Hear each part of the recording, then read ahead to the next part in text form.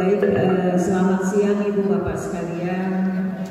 Yang terhormat Romo Guru Kanjeng Pangeran Surya Ningrat kedua dan Ibu Kartika yang saya cintai, serta putra-putra dan menantunya, Ibu Bapak, saudara-saudari, seluruh pengurus perguruan Wijaya, para panitia peringatan Suro tahun ini, juga Ibu Bapak pejabat setempat mewakili dari jajaran pemerintahan, dan juga teman-teman pengurus HPK, Himpunan Penghayat Kepercayaan, dan yang saya cintai Ibu Bapak semua yang hadir di sini, para kaum penghayat. Saya ingin tepuk tangan dulu.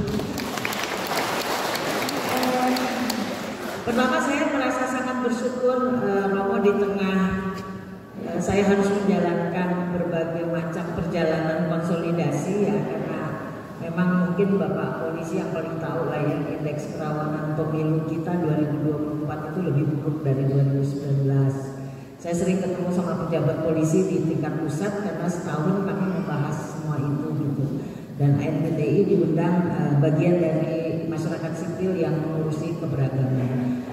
Saya mau cerita tentang ANPTI sendiri. Mungkin apa itu binatang, apa itu ANPTI? Aliansi Nasional Bhinneka Tunggal Ika itu dideklarasikan pada bulan Juni tahun 2006, jadi sudah 17 tahun, sudah lagi mekar-mekarnya begitu ya. Sebagai bentuk dari keprihatinan banyak sekali masyarakat terhadap situasi di Indonesia pada saat itu dan saat sekarang sebetulnya. Kenapa? Karena gini, kita bernegara itu kan punya perjanjian ya Pak ya. Jadi kita bernegara itu bukan sembarangan gitu. Kita menjadi Indonesia itu sebuah perjalanan yang sangat luar biasa, penuh pengorbanan daripada pendahulu kita, karena kita dijajah 350 tahun. Itu yang ketahuan ya, dijajah Portugis, dijajah Belanda, dijajah Jepang dan lain sebagainya. Bahkan saya menemukan di Bengkulu itu juga pernah dijajah ternyata oleh Prancis gitu. Jadi kita ini betul-betul negara kolonialisme. Nah, menjadi Indonesia itu ada 4 konsensus kebangsaan, kesepakatan kita. Ini yang sering kadang-kadang sekarang orang-orang jadi amnesia gitu ya, lupa gitu. Pertama, sebut sajalah PBNU, Pancasila, Bhinneka Tunggal Ika, NKRI, dan Undang-Undang Dasar. Kalau polisi sama tentara, apalagi pemerintah, udah harusnya paham soal itu, ya. Karena apa? Sumpah mereka di bawah kitab suci setia kepada PBNU tersebut. Nah, kami merasa 2006 banyak sekali kebijakan yang udah nggak serta kayaknya, ya. Terutama saya sebagai perempuan juga takut Pak, jujur aja, karena banyak kebijakan perda-perda itu lebih banyak mendiskriminasi perempuan, mengatur tubuh perempuan, perempuan harus begini, perempuan harus dikurangi kiprahnya di ruang publik dan lain sebagainya. Disadari atau tidak, DNA-nya Indonesia itu gerakan perempuannya cukup aktif sejak dulu, ya.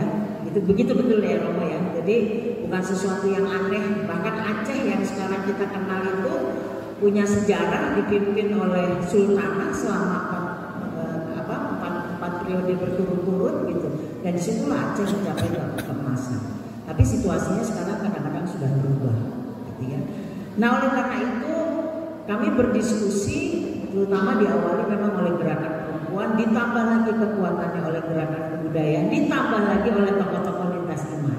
Jadi jangan aneh kemudian kalau deklarator kami itu cukup banyak orang-orang yang cukup berpengaruh. Mungkin kalau saya sebut namanya Bapak udah mesti mengerti lah karakternya. Pertama misalnya Gus Dur. Kedua itu ada Kerso Dalem, Sri Sultan Hamengkubuwono ke-10 beserta istrinya.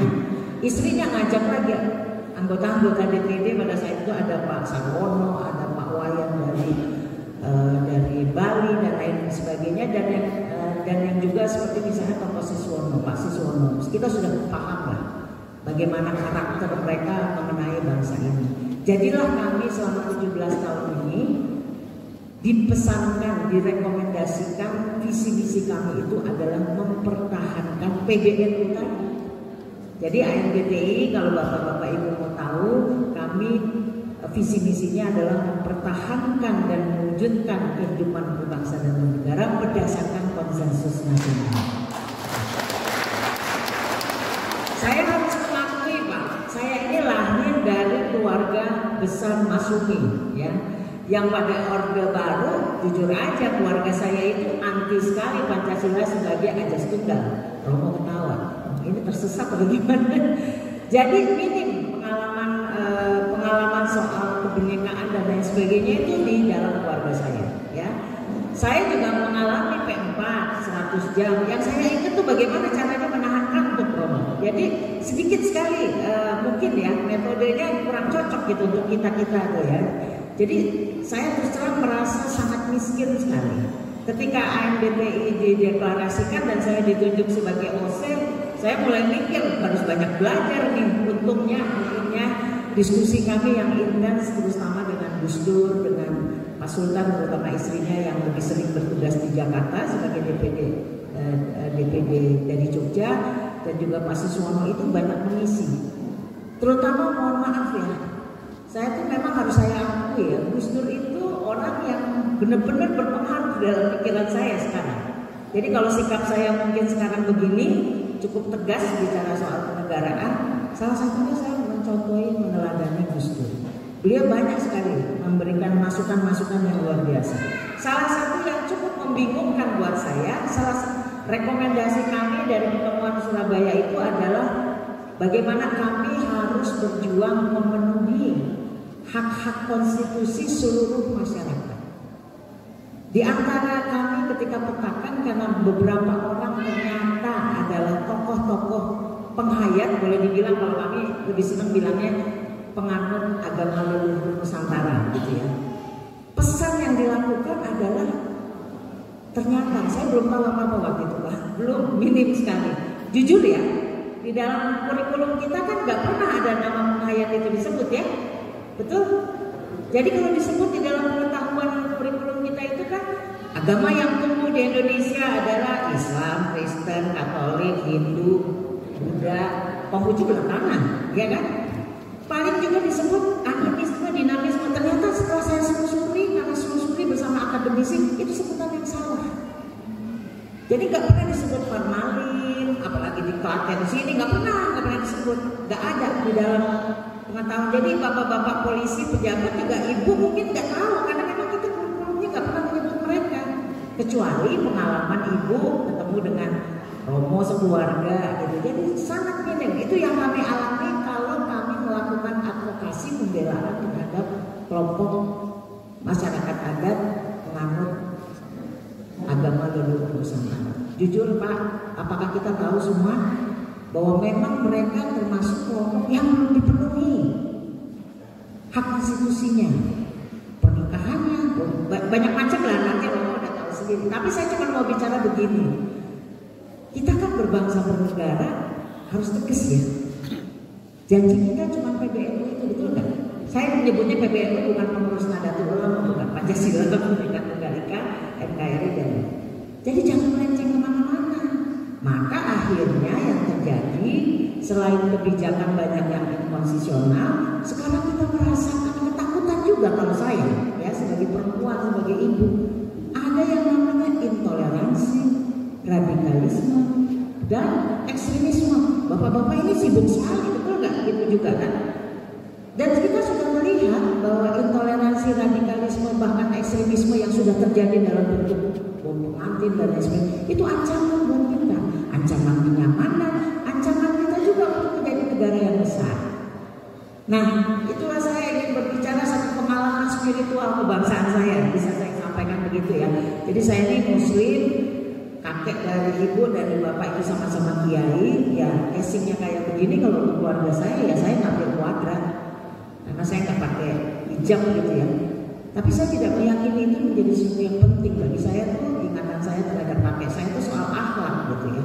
Nah, pembelaan saya terhadap kelompok-kelompok agama leluhur juga bagian dari kalau Gus Dur menyatakan ini adalah hutang peradaban kita terhadap masyarakat yang namanya penganut agama leluhur Nusantara. Karena apa?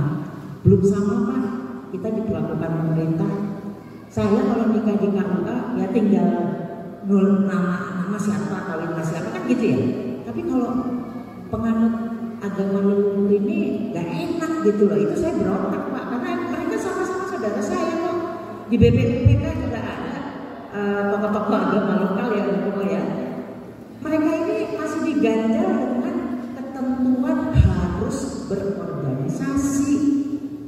Lah, sementara kan pesannya konstitusi itu berorganisasi adalah sebuah hak, bukan kewajiban. Jadi saya bingung sendiri gitu ketika menemukan, berbicara, bertemu dengan teman-teman ini, bukan hanya di Jawa ya, saya ketemu dengan Marapu di NTT, Boti, Jinitiu, terus kami ketemu lagi dengan kelompok yang ada di Kalimantan. Sama semua diskriminasi yang diterima. Jadi buat saya, kehadiran saya di sini pertama Romo saya harus mengakui. Saya itu selalu seperti kalau handphone habis baterai, kalau saya nginep, tidur, belajar bersama dengan penghayat itu, saya seperti ketemu dengan ngecas HP gitu.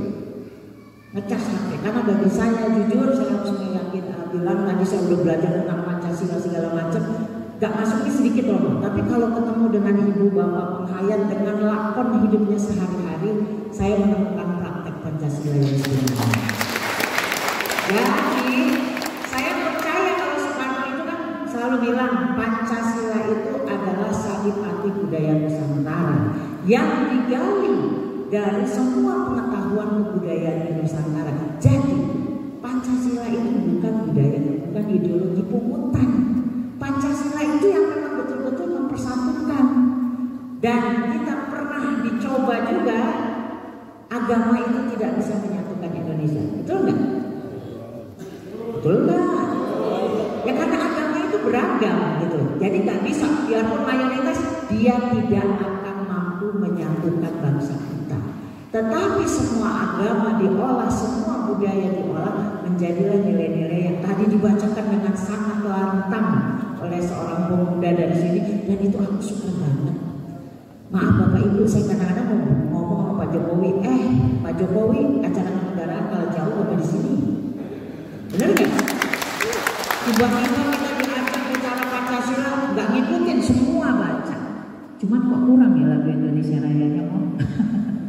Jadi bagi saya kemarin ketemu Romo di komunitas penghayat atau agama leluhur Sunda Wiwitan gitu. Saya kenal bapak beliau tapi belum sempat bicara dengan almarhum dulu. Ketemu lagi sama-sama advokasi undang-undang Admindu. Saya tuh kemarin feeling aja. Ada Mas Boim, teman saya di medsos gitu. Mas Boim bilang kapan mau ke Tegal, terus mau ada suruhan gitu. Saya terus terang bilang ke Mas Boim, undang aku Mas supaya aku bisa keluar exit permit dari kantor gitu ya. Dan saya memang sudah merasa tidak rugi selama 4 hari 3 malam di sini. Betul-betul saya dikas, betul-betul saya merasa bahwa nggak salah satu Romo. Semua penghayat adalah guru besar kebangsaan saya. Karena mereka tidak hanya menghafal Pancasila, tapi mereka mempraktekkan sampai ke persoalan spiritual. Itulah, saya minta Bapak tentara, polisi dan lain sebagainya mensyukuri.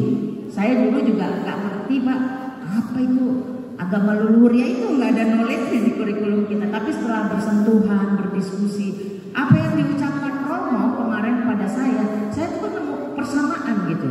Kenapa ya? Romo, Rato Lolida di Sumba, bicara dengan Demang-Demang di Kalimantan Tengah, itu semua rata-rata sama. Saya sampai Romo pernah menduga seorang Demang, Bapak baca bukunya Soekarno gini ya? Terus Demangnya ketawa sama saya. Padahal gimana saya mau baca buku, orang saya buta huruf katanya. Tapi ngerti nggak? Pengetahuan mereka ini, jadi saya meyakini bukan hanya menjadikan Pancasila itu knowledge pengetahuan saya, tapi saya sudah pada believe, percaya Pancasila itu memang betul-betul harus dijaga, dirawat untuk supaya Indonesia tetap ada. Nggak ada Pancasila, nggak ada Indonesia. Mohon izin.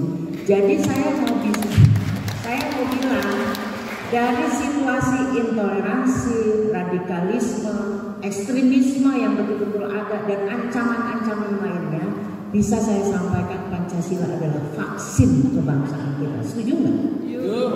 Maka oleh karena itu komunitas seperti di sini atau komunitas adat ataupun para pemeluk agama leluhur lainnya itu adalah tempat-tempat yang harus kita proteksi, Pak. Tempat-tempat yang harus kita rawat. saya sering sekali ngomong sama semua pemerintah, DPR segala macam, Pak, mereka itu harus diperlakukan secara affirmative action, tindakan khusus sementara. Karena apa? Banyak sekali kebijakan yang masih mendiskriminasi mereka dan sangat susah sekali. Gus Dur, setingkat Gus Dur melakukan gugatan ya di MK tentang undang-undang PNPS, gagal. Jadi saya rasa problem di kita itu adalah kita semua masih di dalam kesesatan pengetahuan tentang Indonesia. Bagi saya, seperti yang saya sampaikan tadi, Soekarno bilang Pancasila itu adalah dari saripati budaya bangsa kita. Makanya saya meyakini kalau komunitas seperti di sini dan komunitas-komunitas lain sering diperlakukan tidak baik, itu sama dengan kita bunuh diri sebagai Indonesia. Karena apa? Sumbunya kebudayaan dipertahankan oleh mereka. Sumbunya kebudayaan sebagai kekuatan jati diri itu memang tidak boleh dilemahkan, apalagi dihilangkan. Berterima kasihlah kita kepada para penghayat ini. Saya mengakui mereka adalah orang-orang yang punya kesabaran revolusioner. Karena apa? Didiskriminasi secara administrasi, diperlakukan kadang-kadang gak enak, distigma sesat oleh agama-agama besar. Tetapi yang tidak pernah berubah dari mereka adalah kecintaannya terhadap bangsa ini tidak pernah berubah, tidak pernah bergeser. Itu yang harus kita pelajari. Ibu bapak, saya hanya ingin bilang semua kita tidak melihat kedudukan kita apapun, mari kita sama-sama belajar menjadi bangsa dengan komitmen yang kuat. Kalau kita agak-agak lupa dengan apa itu PBNU, ayo kita belajar. Dan salah satunya adalah perjumpaan seperti ini. Saya mensyukuri ini sebagai sebuah perjalanan yang melengkapi. Ini saya sudah merasakan ini adalah kampus kebangsaan bagi kami. Tahun depan mudah-mudahan saya akan membawa anak-anak muda ke sini untuk belajar. Karena ASDTI kapan-kapan juga mungkin bagian dari komunitas Tegal, ayo kita ajak ke Marapu dan lain sebagainya. Karena perjumpaan itu akan saling menguatkan. Dan satu saya belajar, berterima kasih sekali, kesabaran revolusioner Anda itu adalah teladan yang luar biasa bagi saya. Jadi apapun yang terjadi dalam tantangan masyarakat ini, jangan pernah sekalipun kita tidak pernah punya perhatian terhadap kelompok-kelompok yang saya anggap menjaga, menjadi simbol, bahkan mempraktekkan nilai-nilai Pancasila dalam kehidupan mereka dari bangun tidur sampai tidur lagi. Gitu. Saya berterima kasih matur nuwun Nini Katika juga dan keluarga yang juga panitia yang luar biasa. Saya teduh mata batin dengan alamnya yang luar biasa. Saya teduh hati dengan kebaikan yang saya diterima di sini, dan juga yang paling penting saya sudah membawa banyak ilmu yang terus harus saya buka dari prasasti, nilai-nilai yang 7 nilai itu dan lain sebagainya. Saya belum sempat detil dengan Romo. Suatu saat saya akan mempelajari, sama seperti saya mempelajari kebesaran nilai-nilai yang saya dapat dari semua komunitas-komunitas adat dan juga para penganut agama leluhur Nusantara. Terima kasih, rahayu, sehat semua untuk kita.